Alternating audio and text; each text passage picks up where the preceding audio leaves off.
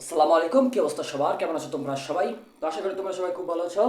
তো আজকে আমি তোমাদের পড়াবো ফিজিক্স চ্যাপ্টার 3 এর খুবই ইম্পর্টেন্ট একটা টপিক, সংঘর্ষ। আমরা চেষ্টা করবো এটা 100% কমপ্লিট করে দেওয়ার জন্য, ঠিক আছে? তো আশা করি বয়েসটা সব ক্লিয়ার আসতেছে। তো আমি বেশি কথা বলবো না, আমি ক্লাসটা কন্টিনিউ করবো। তো সংঘর্ষ এটা পড়ার আগে আমাদের পড়তে হবে কি ভাই? ভরবেগের সংরক্ষণশীলতা। হোয়াট ইজ ভরবেগের সংরক্ষণশীলতা? আমি এখানে বাংলা লিখছি, বাহ্যিক কোনো বল প্রয়োগ করা না হলে কোনো সিস্টেমে ভরবেগ সংরক্ষিত থাকবে। এটা মানে কি বোঝায়? আমরা নিউটনের দ্বিতীয় সূত্র থেকে কি জানি বলতো? আমরা নিউটনের দ্বিতীয় সূত্র থেকে কি জানি?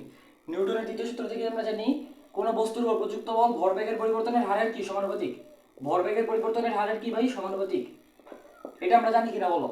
নিউটনের দ্বিতীয় সূত্র থেকে আমরা জানি কোনো বস্তুর উপর প্রযুক্ত বল ভরবেগের পরিবর্তনের হারের সমানুপাতিক।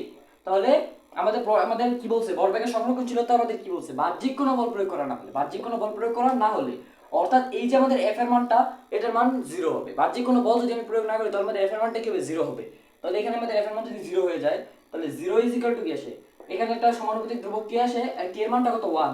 কে এর মানটা কত? 1। তাই আমরা কেটাকে না লিখি, আমাদের না লিখলে কেটাকে কোনো সমস্যা নেই, ঠিক আছে? কেটাকে না লিখলে আমাদের কোনো সমস্যা নেই, যেহেতু কে এর মান 1। তাহলে জিরো ইকুয়াল টু কি পাই আমরা? Del P divided by T, ভরবেগের পরিবর্তনের হারের সমানুপাতিক। এখন দেখো তো, যদি আমরা ক্রস গুণন করে দিই তাহলে আমরা কি পাই? Del P is equal to zero. Del P is equal to zero কেন? এই যে এটা নিচে মনে মনে ধরো 1 আছে, তাহলে এই যে ডেল পি এটার সাথে গুণ হয়ে গেছে, টিটা জিরোর সাথে গুণ হয়ে গেছে। আর জিরোর সাথে কোনো কিছু গুণ হলে কি হয়? জিরো হয়। জিরোর সাথে কোনো কিছু গুণ হলে কি হয়? জিরো হয়। তাহলে আমরা del P is equal to পেয়েছি কি? জিরো। এখন ডেল পি মানে কি? ভরবেগের পরিবর্তনের ভরবেগের পরিবর্তন। ডেল পি মানে হচ্ছে ভরবেগের পরিবর্তন।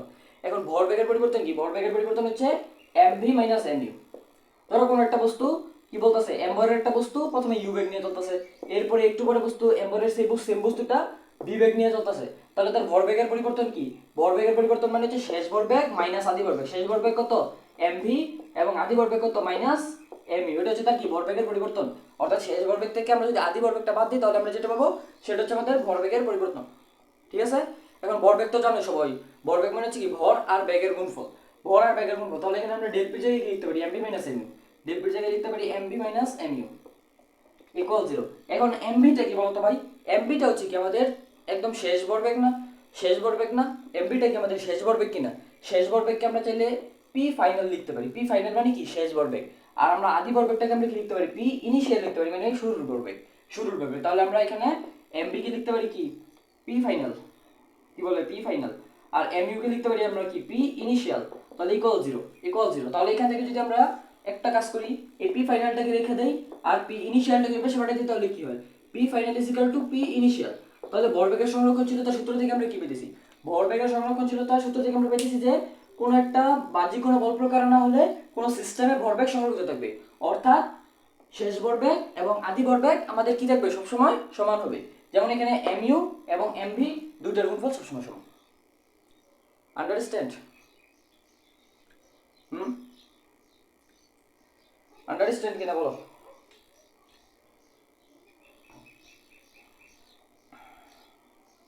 বাহ্যিক কোনো বল প্রয়োগ করা না হলে কোনো সিস্টেমে ভরবেগ সমান। তাহলে ভরবেগের পরিবর্তনের জিনিসটা আমরা বুঝছি। ভরবেগের পরিবর্তনের জিনিসটা আমরা বুঝছি কিনা বলো? এখন এটাকে সাধারণত দুইটা গাড়ির ক্ষেত্রে কল্পনা করা হয়, সেটা আমরা সংঘর্ষের মধ্যে একটু দেখতেছি, ঠিক আছে? সংঘর্ষের মধ্যে দেখতেছি। চলো আমরা সংঘর্ষের মধ্যে চলে যাই। এবার আমরা পড়বো সংঘর্ষ। ভরবেগের সংরক্ষণশীলতা তা আমরা বুঝলাম, এবার আমরা একটু সংঘর্ষ করি।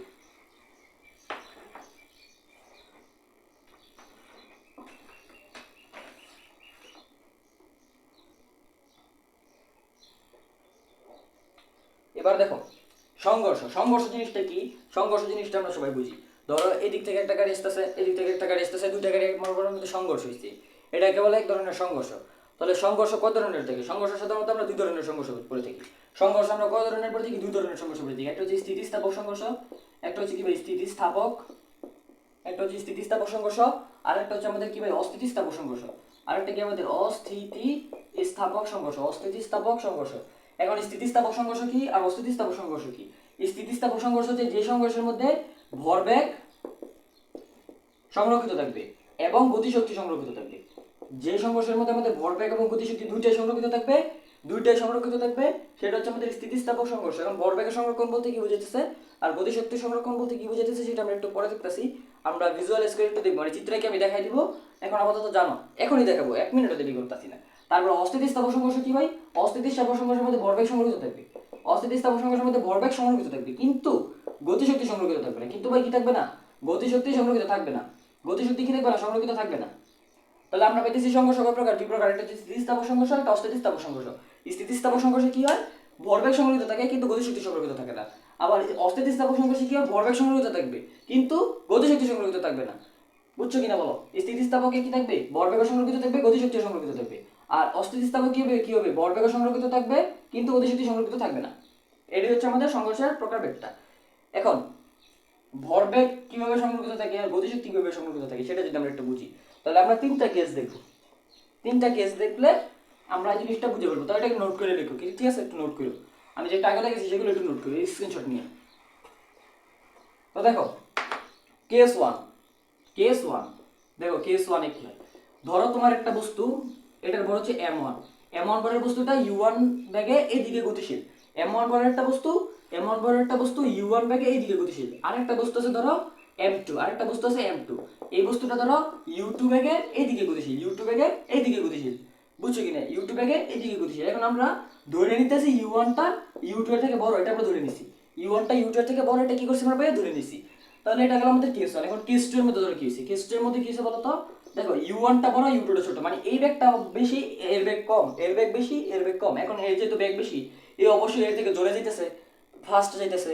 এক সময় কি এই বস্তুটা এমন বড় বস্তুটা এমন বড় বস্তুটাকে কি করবে? ধাক্কা দিবে, ধাক্কা দিবে, অর্থাৎ তাদের মধ্যে কি হবে? সংঘর্ষের সৃষ্টি হবে। তাহলে আমাদের সংঘর্ষের সৃষ্টি হবে। ধরো এই যে সংঘর্ষটা হইলো, এটা আমাদের এমন বড় বস্তুটা, এটা হচ্ছে আমাদের m2 বড় বস্তুটা, দুইটার মধ্যে কি হয়েছে? সংঘর্ষ হয়েছে। এটা হচ্ছে আমাদের কেস টু, এটা হচ্ছে কি আমাদের কেস টু। এখন কেস থ্রির মধ্যে ধরো কি হয়েছে? ধরো কেস থ্রি, কেস থ্রির মধ্যে কি হয়েছে? সংঘর্ষ মঙ্ঘর্ষ সব শেষ। এবার কি হয়েছে আমাদের এমন বরের বস্তুটা, এবার মনে হয় আমাদের এমন বরের বস্তুটা ধরো v1 বেগে গতিশীল হয়েছে। সংঘর্ষের পরে আমাদের এমন বরের বস্তুটা v1 বেগে গতিশীল হয়েছে এবং আমাদের m2 বরের বস্তুটা কি হয়েছে ভাইয়া? v2 বেগে গতিশীল হয়েছে, v2 বেগে গতিশীল হয়েছে, v2 বেগে গতিশীল হয়েছে।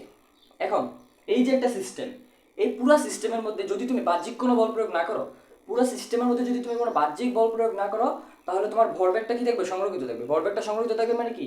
আদি ভরবেগের যোগফল অর্থাৎ সামেশন অফ পি ইনিশিয়াল এবং শেষ ভরবেগের যোগফল অর্থাৎ সামেশন অফ পি ফাইনাল, এটা কি থাকবে? আমাদের সেম থাকবে। এটা কি থাকবে? আমাদের সেম থাকবে।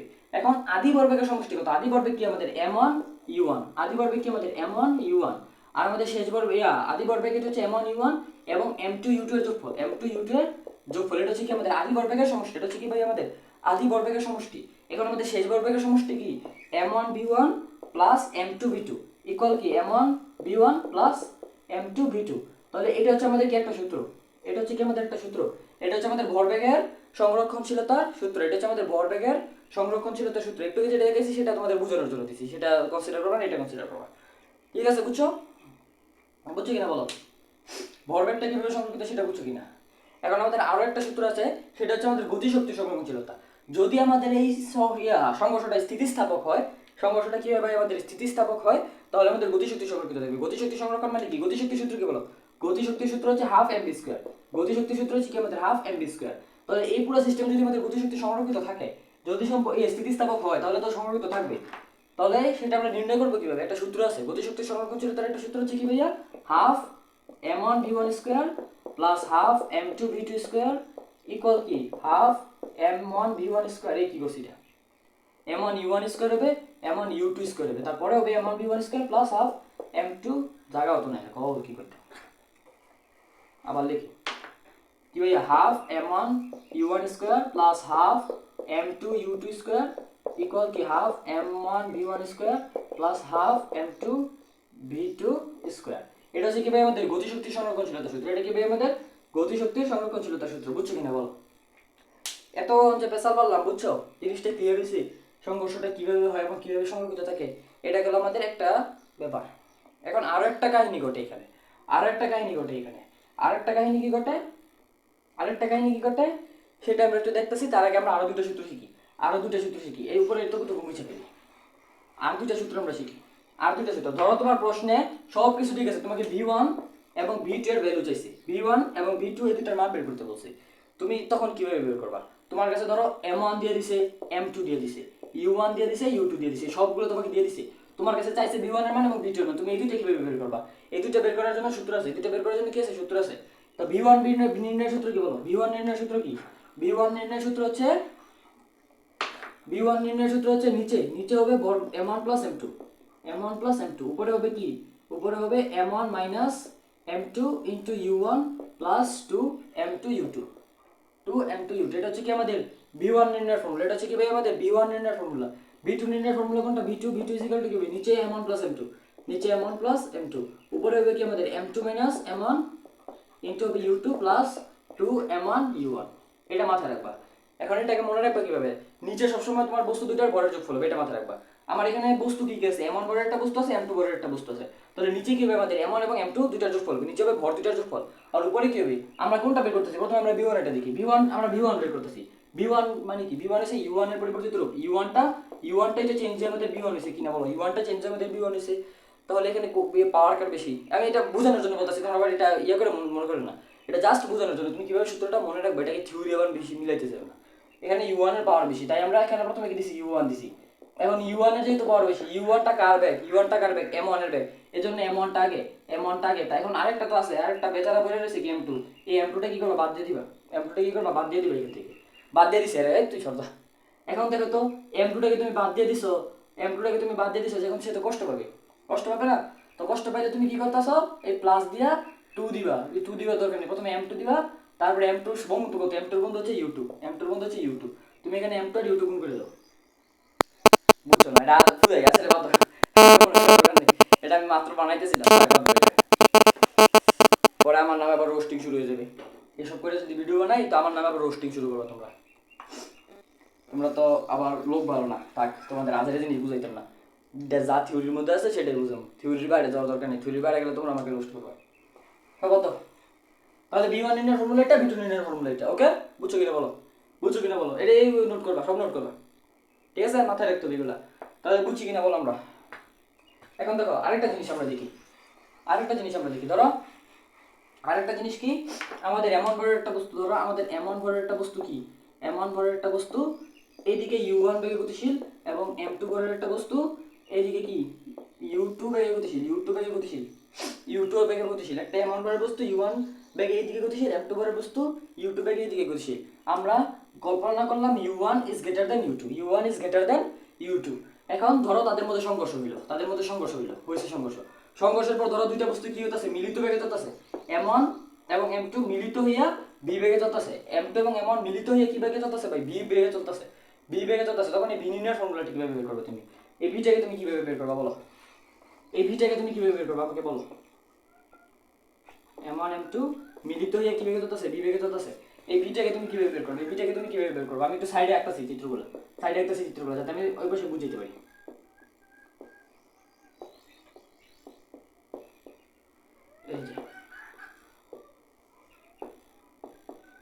এই যে দেখো, m1 ভরের একটা বস্তু u1 বেগে গতিশীল এইদিকে, m2 ভরের একটা বস্তু u2 বেগে গতিশীল এইদিকে, আবার m1 ভরের তাদের মধ্যে সংঘর্ষের পর দুইটা বস্তু মিলিত হইয়া v বেগে চলতেছে। এখন এই তুমি v এর মানটা কিভাবে বের করবে বলো, আমরা ভরবেগের সংরক্ষণ ছিল তো সূত্র দেখি,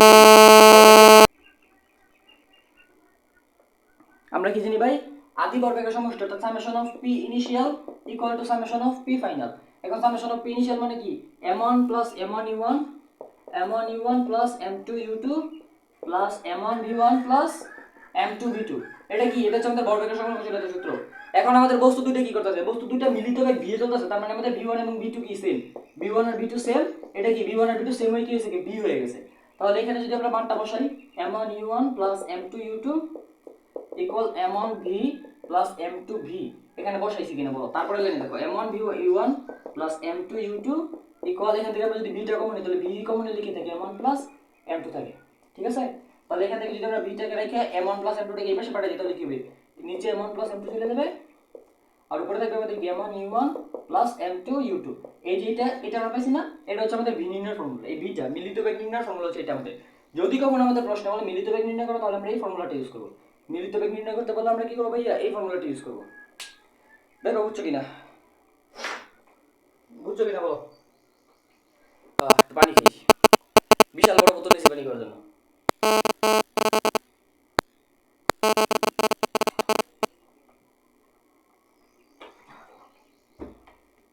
হ্যাঁ, এত বড় বোতল দিয়ে পানি খেয়ে কি কারণে, পানিটা স্টোর করে রেখে যেন বারবার পানি নিতে না লাগে, হাইড্রেটেড থাকতে হবে, রাইট। তাহলে আমার জিনিসটা আমরা বুঝছি কিনা বলো, জিনিসটা আমরা বুঝছি? হ্যাঁ বুঝছি। তাহলে চলো এবার আমরা পরে আগে সামনে যাই। ও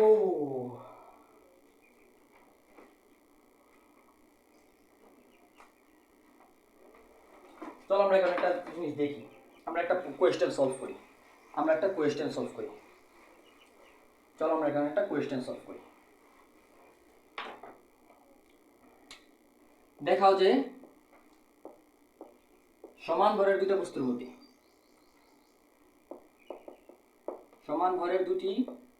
মধ্যে সংঘর্ষ হলে স্থিতিস্থাপক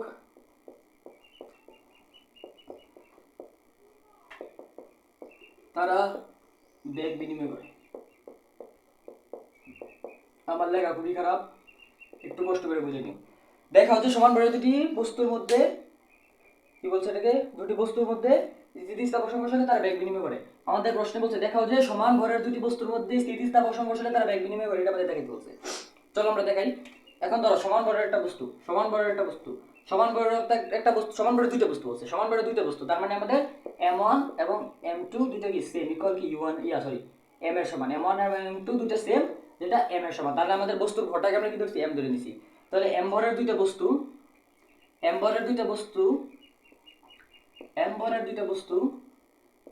দেখো আমাদের কি বলছে, সমান ভরের দুইটা বস্তুর মধ্যে স্থিতিস্থাপক সংঘর্ষ হলে ধরে নিলাম আমরা m ভরের বস্তুটা u1 বেগে এবং m2 ভরের m ভরের প্রথম বস্তুটা u1 বেগে এবং m ভরের দ্বিতীয় বস্তুটা u2 বেগে গতিশীল, তাদের মধ্যে কি হলো, সংঘর্ষ হলো।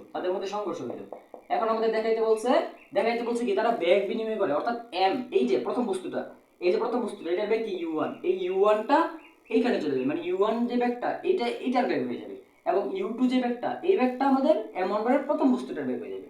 অর্থাৎ তারা বেগ বিনিময় করবে, u1 চলে যাবে u2 এর জায়গায়, u2 চলে আসবে u1 এর জায়গায়, u2 চলে যাবে u1 এর জায়গায় এবং u2 চলে যাবে u1 এর জায়গায়। ধরো যে m1 এর প্রথম বস্তুটা, m ভরের প্রথম বস্তুটা কি হয়ে যাবে, u2 বেগে গতিশীল হয়ে যাবে, এবং m ভরের দ্বিতীয় বস্তুটা আমাদের কি হয়ে যাবে, u1 বেগে গতিশীল হয়ে যাবে, এটা আমাদের দেখাতে বলছে। তো আমরা কিভাবে দেখাবো,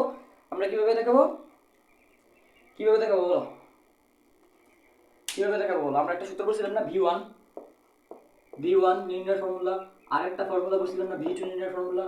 এই দুটো ফর্মুলা আমরা পড়ছি কিনা,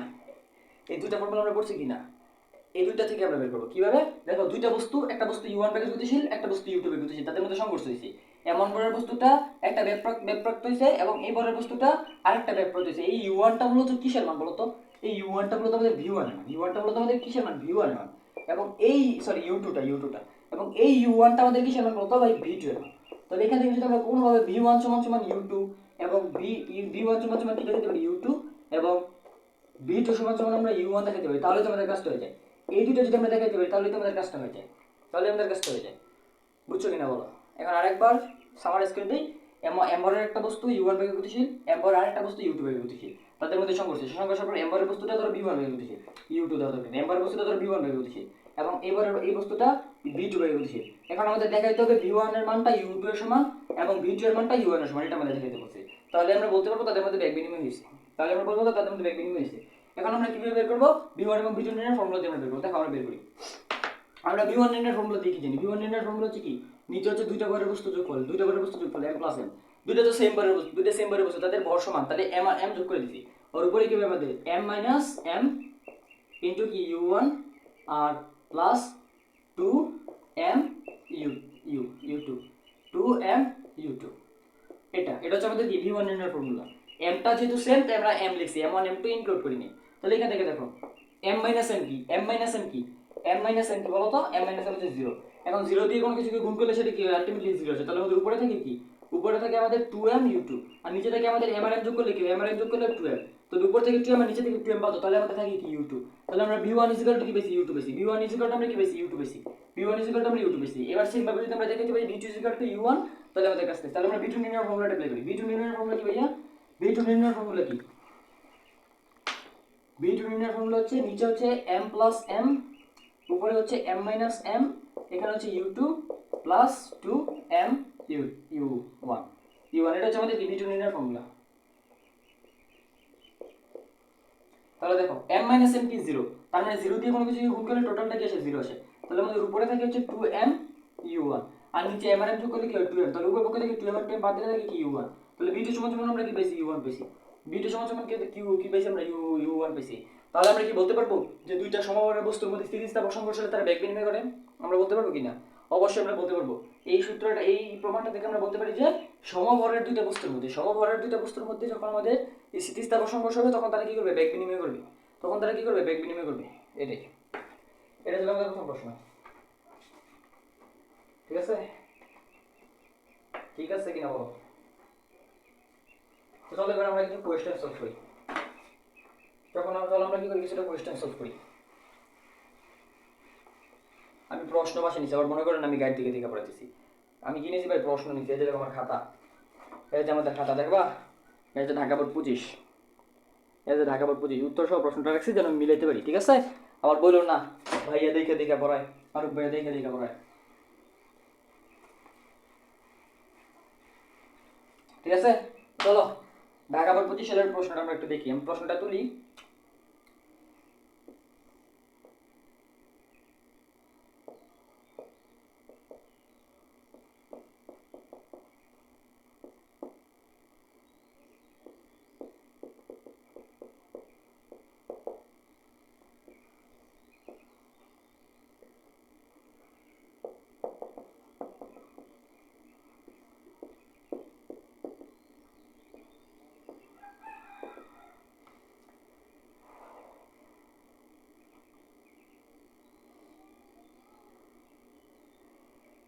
এটা আমাদের উদ্দীপকে দিছে, এটা কি দিছে? আমাদের উদ্দীপক দিছে। ওকে, প্রথম প্রশ্ন বলছে আমাদের সংঘর্ষটির পর বস্তুদের মিলিত বেগ বের করো।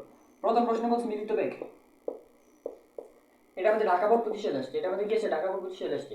প্রথম প্রশ্ন বলছে আমাদের কি মিলিত বেগ বের করতে।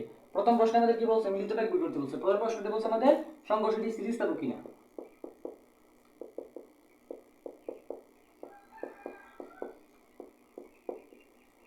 সংঘর্ষটি স্থিতিস্থাপক কিনা যাচাই করতে বলছে। ভিডিও হইতেছে, অলরেডি আমরা 22 মিনিটের মতো ক্লাস করে ফেলছি। তো চলো আমরা পরে সামনে আগে। আমাদের উদ্দীপকে কি বলছে দেখো তো, m1 ভরের একটা বস্তু u1 বেগে গতিশীল, m2 ভরের একটা বস্তু u2 বেগে গতিশীল, m1 এর মান দিছে কত ভাই? 12 কেজি, m2 এর মান দিছে 8 কেজি, u1 এর মান দিছে 10 ms/1, u2 এর মান দিছে 5 ms/1। প্রথম প্রশ্নের মধ্যে বলছে মিলিত বেগ বের করতে। তো মিলিত বেগ নির্ণয়ের ফর্মুলা আমরা পড়ছিলাম।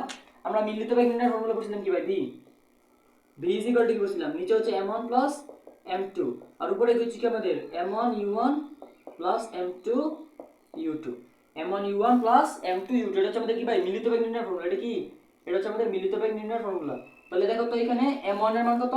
m1 এর মান কিন্তু আমাদের প্রশ্নে বলে দিয়েছে কত? 12 কেজি। m1 এর মান আমাদের প্রশ্নে বলে দিয়েছে কত? 12 কেজি।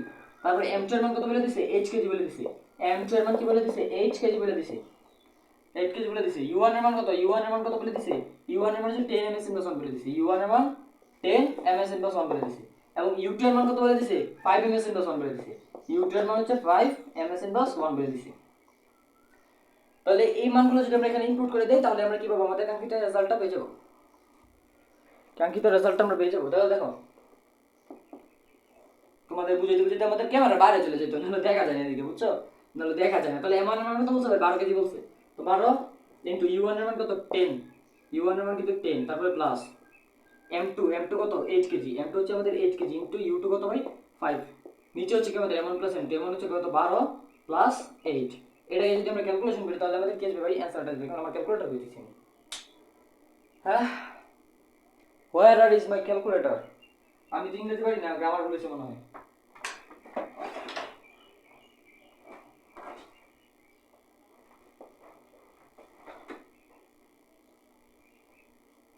Wait a moment.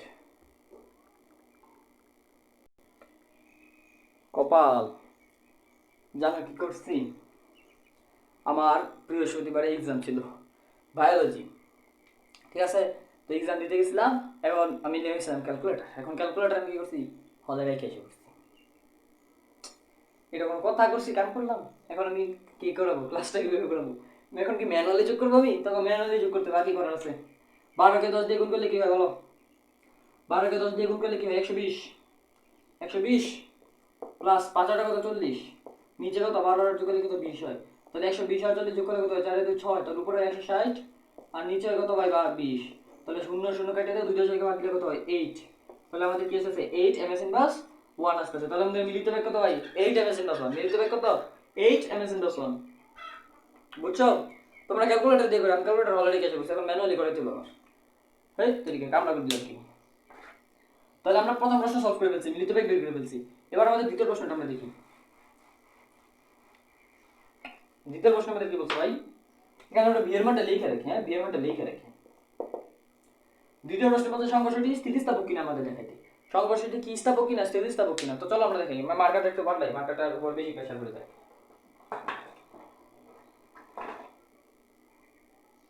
কি করি মার্কারটা পাল্টাইলাম, এই তো চলো। কি বলছো ভাই, সংঘর্ষটি স্থিতিস্থাপক কিনা, সংঘর্ষটি স্থিতিস্থাপক কিনা। এখন আমরা সংঘর্ষটি স্থিতিস্থাপক কিনা সেটা বোঝার জন্য কি করতে হবে, আমরা বলছিলাম কি ভাই, কোনো সংঘর্ষ কখন স্থিতিস্থাপক, যখন আদি ভরবেগের সমষ্টি সামেশন অফ পি ইনিশিয়াল এবং summation of P final same হবে। সামেশন অফ পি ইনিশিয়াল এবং সামেশন অফ পি ফাইনাল এই দুটো সমান হবে, তখন সেটা হচ্ছে আমাদের ভরবেগ সংরক্ষিত। আর স্থিতিস্থাপক সংঘর্ষ মানে কি, ভরবেগ সংরক্ষিত থাকবে এবং গতিশক্তি সংরক্ষিত থাকবে। তাহলে এই যে আমাদের ভরবেগ সংরক্ষণ সূত্র সামেশন অফ পি ইনিশিয়াল এবং সামেশন অফ পি ফাইনাল, এটা আমাদের দেখাইতে হবে। এবং আরেকটা জিনিস দেখাইতে হবে যে গতিশক্তি সমান, গতিশক্তিও সেম, দুটো আমাদের দেখাইতে হবে। গতিশক্তি কি summation of KE initial equal to summation of KE final. KE দ্বারা তো গতিশক্তিকে প্রকাশ করা, ইনিশিয়াল দ্বারা আদিটা এবং ফাইনাল দ্বারা আমরা পরেরটা বুঝে গেছি। এখন স্থিতিস্থাপক সংঘর্ষ বলতে আমরা কি বুঝি ভাই, ভরবেগ সেম থাকবে, মানে ভরবেগ সংরক্ষিত থাকবে এবং গতিশক্তি সংরক্ষিত থাকবে। তাহলে আমাদের দেখাইতে হবে যে ভরবেগ সংরক্ষিত এবং গতিশক্তি সংরক্ষিত, এই দুটো যদি আমরা দেখাইতে পারি, এই দুটো যদি আমরা দেখাইতে পারি, তাহলে আমরা বুঝে নেব কি আমাদের কি বলে এটা কি সংঘর্ষটা স্থিতিস্থাপক, তাহলে আমাদের দেখাইতে হবে। তো চলো আমরা দেখাই। তো চলো তাহলে প্রথমে আমরা ভরবেগের সংরক্ষণশীলতা দেখাই। কি বলতে হবে, ভরবেগের সংরক্ষণশীলতা বাংলা লিখে নিও, কি আছে বাংলা লিখে নিও। ভরবেগের সংরক্ষণশীলতা তার মানে আদি ভরবেগের সমষ্টি বের করতে হবে। ভরবেগের সংরক্ষণশীলতার সূত্র কি, m1 u1 plus m2 u2 equal হচ্ছে কি m1 v1 plus m2 v2। এটা হচ্ছে কি আমাদের ভাইয়া, এটা হচ্ছে আমাদের ভরবেগের সংরক্ষণশীলতার সূত্র, এটা হচ্ছে কি আমাদের ভরবেগের সংরক্ষণশীলতার সূত্র। তাহলে এইটা এবং এইটা সেম, এটা আমাদের দেখাইতে হবে। ওকে, এইটা এবং এটা কি সেম, এটা আমাদের দেখাইতে হবে। তো চলো আমরা দেখাই।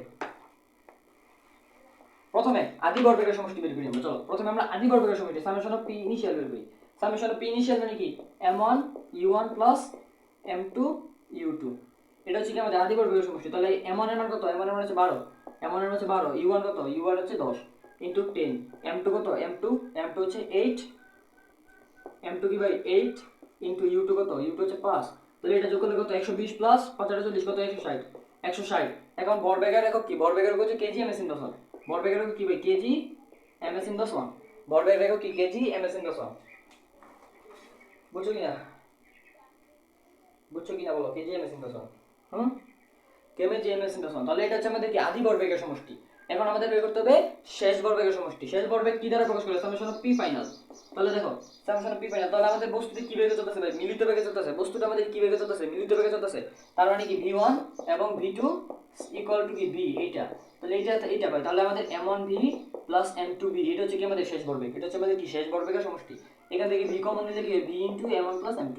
তাহলে আমরা ডাইরেক্ট এটা লিখে দিব, কি লিখবো m1 plus m2 into v, এটা আমরা ডাইরেক্ট লিখে দিব। তাহলে m1 এর মান কত ভাই, m1 এর মান হচ্ছে 12 প্লাস m2 এর মান কত 8 প্লাস ইনটু v এর মান কত ভাই, v কই এই যে v হচ্ছে 8, তাহলে 12 আর 8 যোগ করলে কত হয়, 12 আর যোগ করলে তো 20, 20 এর সাথে 8 যোগ করলে কত হয়, 8 দুগুণে 16 অর্থাৎ 160 ms/1। তাহলে আমরা কি দেখতাছি, আমাদের সামেশন অফ পি ইনিশিয়াল, আমাদের summation of P initial equal to summation of P final, অর্থাৎ আমাদের আদি ভরবেগের সমষ্টি এবং আমাদের শেষ ভরবেগের সমষ্টি দুটো আমরা সেম পেয়েছি। তার মানে বস্তুটার মধ্যে কি হইতেছে, ভরবেগ সংরক্ষিত থাকতেছে, ভরবেগ কি আমাদের সংরক্ষিত। এখন আমাদের দেখতে হবে গতিশক্তি সংরক্ষিত কিনা, এটা আমরা দেখলাম, নোট করে রাখো কিন্তু এগুলা তোমরা কাজে লাগবে। তাহলে এবার আমরা দেখি গতিশক্তি সংরক্ষিত হবে কিনা। এবার আমরা দেখব গতিশক্তির ক্ষেত্রে, এবার আমরা কি দেখব গতিশক্তির ক্ষেত্রে।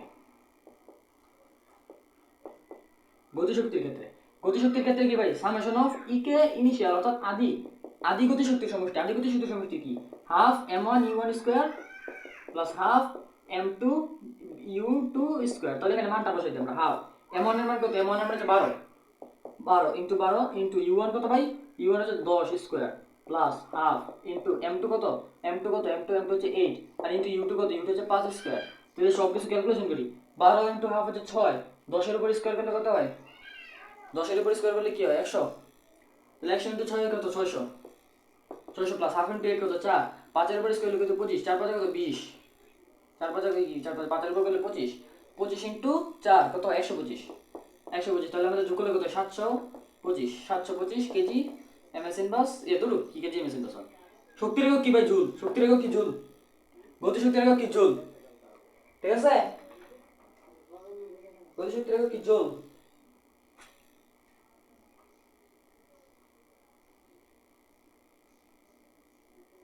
এই ভাই 4 25 125 হয়, 4 25 125 না, 4 25 হয় 100, 25 ইন্টু 4 কত হয় 100, তাহলে এখানে হচ্ছে 100, তাহলে যোগ করলে কত হয় 700 জুল, যোগ করলে কত হয় 700 জুল। এটা হচ্ছে আমাদের আদি গতিশক্তির সমষ্টি। এবার আমরা কি করবো? শেষ গতিশক্তি বের করবো, শেষ গতিশক্তির সমষ্টি বের করবো। তাহলে দেখো শেষ গতিশক্তির সমষ্টি summation of E K final, তাহলে দেখো তো হাফ, এখান থেকে আমরা বিটা কমন নিয়ে ভি স্কয়ারটা কমন নিয়ে m1 + m2 দিই। এটা কিভাবে আসছে বল? হাফ আমাদের শেষ গতিশক্তির সমষ্টি কি? Half m1 v1 square plus half m2 v2 square. এখানে আমাদের v1 আর v2 টা কি সেম, তাহলে এখান থেকে আমরা হাফ v স্কয়ারটা কমন নিতে পারি, তাহলে আমাদের কি হয় m1 + m2। এটাই এভাবে আসছে, এটাই এভাবে আসছে। তাহলে দেখো তো হাফ, হাফ তো হাফই থাকবে, v কত আমাদের মিলিত হবে কত 8 ইনটু m1 + m2, m1 কত ভাই? m1 হচ্ছে 12 + 8, তাহলে হাফ ইনটু 8 কত 4, 12 4 4 কত 80, 80 জুল চলে আসছে। ওকে, দেখি তো ঠিক আছে কিনা। আরে বুঝবার করি স্কয়ার আমার বাবাই দিব, সরি আস্তাগফিরুল্লাহ, কি বললাম এটা, 8 এর উপর স্কয়ার আছে, ঠিক আছে 8 এর উপর স্কয়ার আছে, তাহলে 8 এর উপর স্কয়ার করলে কত 8 8 64, 64 হাফ করলে কত 32, তাহলে 32 ইনটু কত হয় ভাই? 32 ইনটু 20 কত হয়? 32 ইনটু 20 নাকি 32 ইনটু 20 640, 640 32 ইনটু 20 কত হয় 640, 32 ইনটু 20 কত হয় 640। আমার যদি ক্যালকুলেশন বলো সেটা তোমরা একটু কনসিডার করো, ক্যালকুলেটর সারা করতেছি, ক্যালকুলেশনটা একটু কনসিডার করো, ঠিক আছে। তাহলে আমাদের আদি ভরবেগের আদি গতিশক্তির সমষ্টি কত পেয়েছি আমরা 700 জুল, এবং শেষ গতিশক্তি পেয়েছি কত 640 জুল। 60 জুল কই গেল? 60 জুল কি হারায় গেছে? 60 জুল হচ্ছে আমাদের অন্যান্য শক্তিতে রূপান্তরিত হয়ে গেছে, 60 জুল হারায় যায়নি, অন্যান্য শক্তিতে রূপান্তরিত হয়ে গেছে। তার মানে আমরা কি পেয়েছি? আমাদের আদি গতিশক্তির সমষ্টি এবং শেষ গতিশক্তির সমষ্টি কি নয়, সমান নয়। তাহলে আমাদের সংঘর্ষটা কি হবে? স্থিতিস্থাপক হবে? সংঘর্ষটা কি আমাদের স্থিতিস্থাপক হবে? গতিশক্তি তো সংরক্ষিত না, তার মানে কি আমাদের সংঘর্ষটা স্থিতিস্থাপক হবে না। বুঝছি? বুঝছি কিনা বলো, বুঝছি কিনা বলো, বুঝার তো কথা নাকি? যদি আমরা আর কোনটা করা যায়, দেখি কোনটা করা যায়।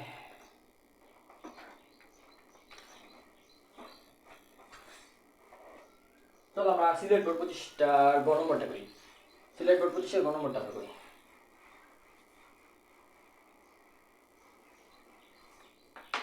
সিলেট বোর্ড 25 এর গ নম্বরটা আমরা করবো।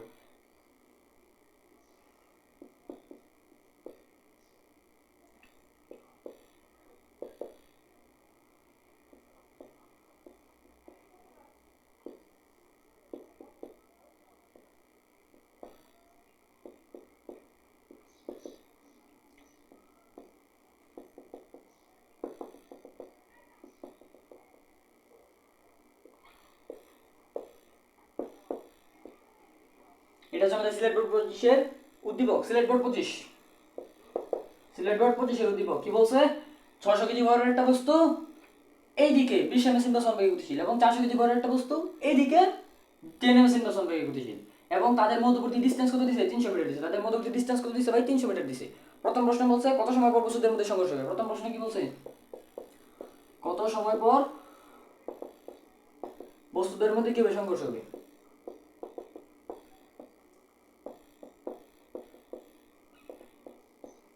তো চলো আমরা বের করি কত সময় পর বস্তুদের মধ্যে সংঘর্ষ হবে, সেটা আমরা বের করি। ধরো এটা হচ্ছে আমাদের এই বস্তুটা, এটাকে আমরা এমন বস্তু ধরলাম, এটা এ বস্তুতে প্রশ্ন বলে দিছে এ, তাহলে এ কোন দিকে গতিশীল? এইদিকে 20 এমএস ইনভার্স দিকে গতিশীল, এইদিকে 20 এমএস ইনভার্স গতিশীল, এবং এটা হচ্ছে আমাদের বি, বি কোন দিকে গতিশীল? বি এইদিকে 10 এমএস ইনভার্স বেগে গতিশীল, এইদিকে কি 10 এমএস ইনভার্স বেগে গতিশীল। তাদের মধ্যবর্তী দূরত্ব কত? 300 মিটার। তাদের মধ্যবর্তী দূরত্ব কত ভাই? 300 মিটার। এটা আমাদের উদ্দীপকে দিছে। এখন বলছে কত সময় পর তাদের মধ্যে সংঘর্ষ হবে। ধরলাম আমরা টি সময় পর তাদের মধ্যে সংঘর্ষ হবে। এখন সংঘর্ষটা কোথায় হবে? নির্দিষ্ট যে কোনো একটা জায়গায় হবে, এই 300 মিটারের ভিতরে। যেহেতু দেখো এই বস্তুটা এদিকে যেতেছে, বি বস্তুটা এদিকে আসছে, তার মানে কি দুইটার মাঝখানে যদি এই 300 মিটারের ভিতরে যে কোনো একটা পয়েন্টে তাদের মধ্যে সংঘর্ষিত হবে। কোন পয়েন্টে সংঘর্ষিত হবে? ধরে নিলাম আমরা এইখানে পি বিন্দুতে আমাদের কি হবে? সংঘর্ষ হবে। সংঘর্ষটা কত সময় পর হবে? টি সময় পর হবে। এটিটা আমাদের বের করতে হবে। আমরা কি ধরছি? টি সময় পর পি বিন্দুতে তাদের মধ্যে সংঘর্ষ হবে। দেখো পি বিন্দুতে তাদের মধ্যে সংঘর্ষ হবে। এখন আমরা আরেকটা জিনিস ধরবো, ধরলাম কি ধরলাম এ থেকে পি এর দূরত্ব ধরলাম আমরা, এ থেকে পি এর দূরত্ব x, এ থেকে পি এর দূরত্বকে x ধরে নিলাম। তাহলে বি থেকে পি এর দূরত্ব কি হবে, বি থেকে পি এর দূরত্ব মানে এতটুকু কি হবে, আমাদের পুরোটা 300 এবং এতটুকু x, তাহলে এতটুকু কি হবে 300 minus x, 300 minus x, 300 minus x। এখন a কতটুকু ডিসটেন্স অতিক্রম করতেছে, এতটুকু x ডিসটেন্স অতিক্রম করতেছে, এবং b কতটুকু ডিসটেন্স অতিক্রম করতেছে 300 মাইনাস x ডিসটেন্স অতিক্রম করতেছে। তাহলে আমরা প্রথমে এই বস্তুর ক্ষেত্রে একটা সূত্র বলাই, দুইটা কিন্তু সমবেগে চলতেছে, দেখো দুইটা কিন্তু সমবেগে চলতেছে, 20 এমএস ইনভার্স, এটা 20 এমএস ইনভার্স চলতেছে, এটা 10 এমএস ইনভার্স সমবেগে চলতেছে। তাহলে সমবেগের ক্ষেত্রে দূরত্বের সূত্র কি, s কি vt, s1 v1t ধরলাম আমরা, s1 v1, যেহেতু আমরা এই বস্তুর ক্ষেত্রে চলতেছি তাহলে s of a b of a ধরলাম, b of a ধরলাম এবং t ধরে নিলাম, t তো দুইটারই সেম, দুইটা t সময়ে তো 300 মাইনাস x এবং x দূরত্ব অতিক্রম করবে। তাহলে এটা হচ্ছে আমাদের এই বস্তুর ক্ষেত্রে s of a b of a into t। এখন s এর মান কত, এই বস্তু কতটুকু দূরত্ব অতিক্রম করতেছে, x দূরত্ব অতিক্রম করতেছে, তার মানে আমাদের s এর মানটা কত x, তাহলে x কি b of a, b মানে কত 20, আমাদের এই বস্তু কত বেগে চলতেছে 20 বেগে চলতেছে, 20 ms ইনভার্স বেগে চলতেছে, তাহলে 20 ইনটু কি t, এটাকে আমরা এক নং সমীকরণ ধরে নিলাম। ধরলো চলে না ধরলো চলে। এখন আমরা b2 বস্তুর ক্ষেত্রে দেখি, b2 বস্তুটার ক্ষেত্রে কি হবে, আমাদের s of b ইকুয়াল কি b of b t, যেহেতু সমবেগে চলতেছে তাহলে s of b এর মান কত, b বস্তুটা কতটুকু ডিসটেন্স অতিক্রম করতেছে 300 মাইনাস x, তাহলে বসালো 300 মাইনাস x ইকুয়াল কি b of b, b of b এর মান কত 10 ms ইনভার্স 10 ইনটু t। এখন x এর মান কত বলতো, x এর মান আমরা পেয়েছি কত 20t, তাহলে আমরা x এর জায়গায় এখানে 20t বসিয়ে দিতে পারি, তাহলে 300 মাইনাস 20t ইকুয়াল কি আসছে 10t আসছে। তাহলে এখানে যদি এখানে ক্যালকুলেশন করি তাহলে 300 ইকুয়াল কি আসছে, 300 ইকুয়াল টু 20 মাইনাস 20t এর অবশ্যই দিলে প্লাস হয়ে যাবে, প্লাস 20t আর 10t যোগ করলে কত হয় 30t, 30t হয়, 30t যোগ 30 এর পাশে ভাগ করে দাও, তাহলে t ইকুয়াল টু কি পেয়েছি আমরা 300 ডিভাইডেড বাই 30, তাহলে এখান থেকে শূন্য শূন্য চলে যায়, তাই কত 10, অর্থাৎ 10 সেকেন্ড পর তাদের মধ্যে কি হবে সংঘর্ষ হবে। ঠিক আছে, 10 সেকেন্ড পর বস্তুদের মধ্যে সংঘর্ষ হবে, কত সময় পর বস্তুদের মধ্যে সংঘর্ষ হবে, 10 সেকেন্ড পর বস্তুদের মধ্যে সংঘর্ষ হবে। আমি কি বুঝাইতে পারছি, আমি কি বুঝাইতে পারছি? চলো আমরা লাস্ট আরেকটা দেখি, আরেকটা প্রশ্ন হচ্ছে ধরো ভরবেগের সংরক্ষণশীলতা, উদ্দীপকের ঘটনাটি ভরবেগের সংরক্ষণশীলতার নীতি মেনে চলে কিনা, এইটা একটু ট্রিকি আছে, এটা একটু ট্রিকি আছে, বুঝতে হবে জিনিসটা। দেখো আমাদের প্রশ্ন বলছে উদ্দীপকের ঘটনা ভরবেগের সংরক্ষণশীলতা মেনে চলে কিনা, ভরবেগের সংরক্ষণশীলতা, প্রশ্নটা তো বুঝছো ভরবেগের সংরক্ষণশীলতা। তাহলে দেখো তো এই ভরের বস্তুটা এই দিকে কি গতিশীল 20 ms বেগে গতিশীল, এবং বি ভরের বস্তুটা এই দিকে গতিশীল 10 ms বেগে গতিশীল। আমাদের বলছে ভরবেগের সংরক্ষণশীলতা বের করতে, তো ভরবেগের সংরক্ষণশীলতা বের করতে হলে আমাদের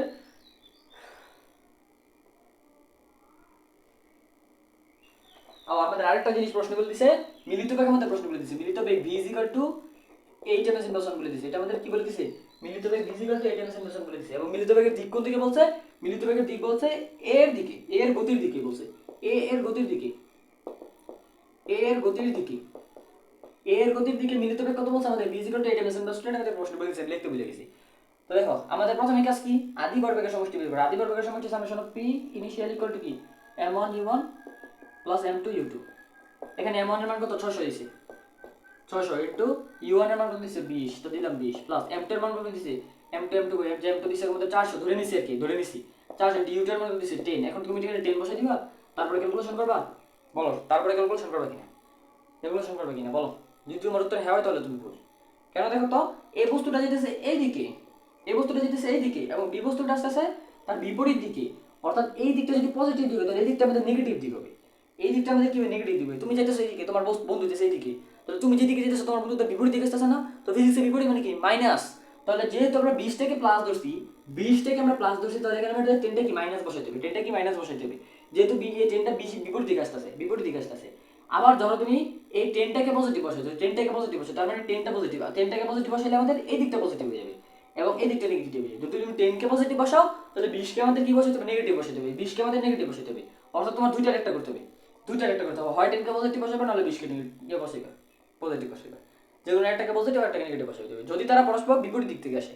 আবার যদি একই দিকে যায়, ধরলাম m2 পরের বস্তুটা এই দিকে যেতেছে এবং আরেকটা বস্তু এই দিকে যেতেছে, সেম দিকে গেলে তুমি পজিটিভ না বসা শুধু ডাইরেক্ট পজিটিভ বসে দিলে হয়ে যাবে সেম দিকে গেলে, আর বিপরীত দিক থেকে আসলে মাইনাস বসাইতে হবে একটা।